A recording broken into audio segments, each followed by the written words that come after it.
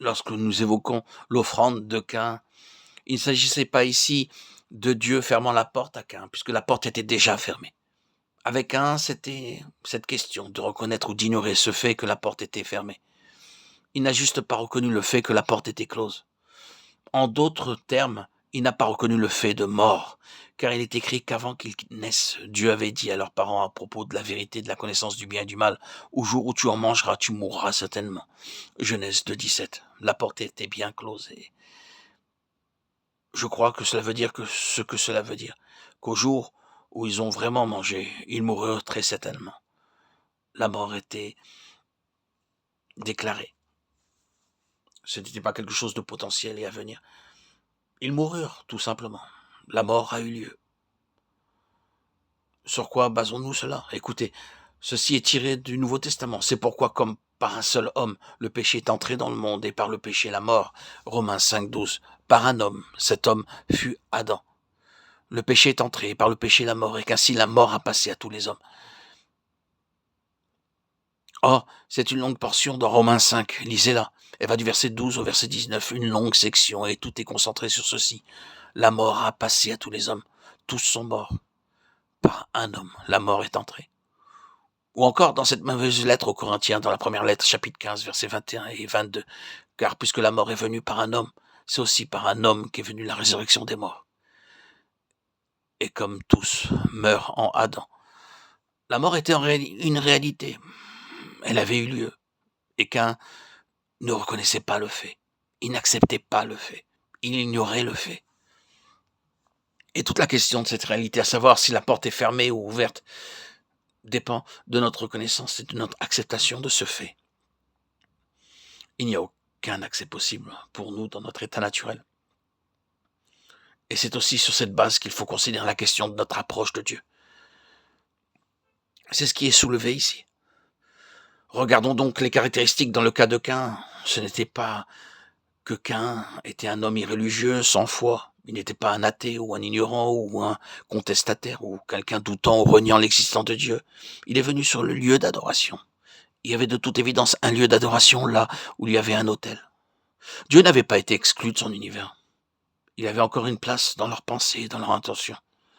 En ce sens, Caïn n'était pas un homme sans foi et religieux. Caïn avait travaillé dur. Il avait bien travaillé. Ce fruit du sol qu'il a apporté représentait qualification, énergie, intérêt. Si les paroles de l'Éternel prévalaient encore à la sueur de ton visage, Genèse 4, 19, avait dit l'Éternel, là où Caïn était concerné, ce fruit était celui-là. Il représentait tout cela. C'était l'incarnation de sa pensée, l'incarnation de son cœur, l'incarnation de sa volonté. Il s'était mis lui-même dans ce fruit. Nous allons lui donner une place aussi grande que nous pouvons. Nous ne méprisons pas Caïn dans un certain domaine. Il s'était mis lui-même dans ce fruit. Ce fruit était l'expression de lui-même, son extension. Il sortait entièrement de lui-même, et ce fut le point mort et l'impasse. C'est profondément et extrêmement pénétrant. La plus complète et la meilleure consécration d'un homme à sa vie de travail, se mettant lui-même pensée, cœur, volonté, intelligence, qualification, dévotion et labeur à produire quelque chose de beau et bon, l'apportant à Dieu et trouvant la porte fermée. C'est profondément pénétrant. Ce fut le commencement d'une longue histoire, cette longue histoire de l'autosuffisance et de sa couvée, car la progéniture du moi en est une très très étendue. Autosuffisance, attitude moralisatrice.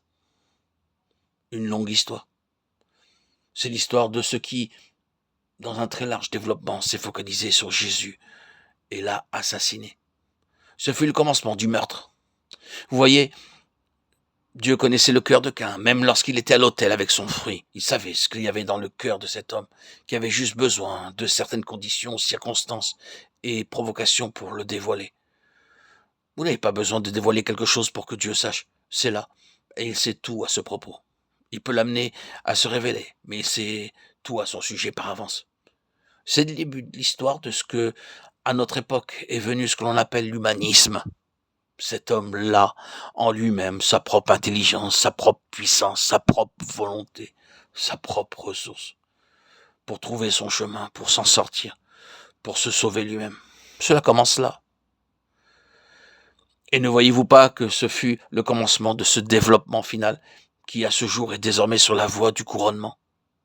L'antéchrist, la super gloire de l'homme dans ses réalisations, ses inventions, ses découvertes, et que sais-je encore, par lesquelles il va se sauver lui-même et son monde. Et c'est un non-sens. La croix fait de tout cela une absurdité et dit, il n'y a pas d'accès possible. Et si les hommes ne sont pas capables de voir qu'il n'y a pas d'accès au ciel par la bombe à hydrogène ou n'importe quelle autre arme, ils sont effectivement des idiots. Le Dieu de ce monde a aveuglé l'intelligence des incrédules. Cela débuta ici, 2 Corinthiens 4:4. Voyons ce à quoi cela correspond. Vous et moi, par le meilleur que nous pouvons faire et produire, ne pouvons jamais réussir avec Dieu. Tout ce genre d'idées et de pensées sont l'ignorance ou le rejet de ce fait. La porte a été fermée. Il y a très très longtemps, la mort a pris place. Et chacun d'entre nous, nous sommes nés morts. Une mort active, puissante.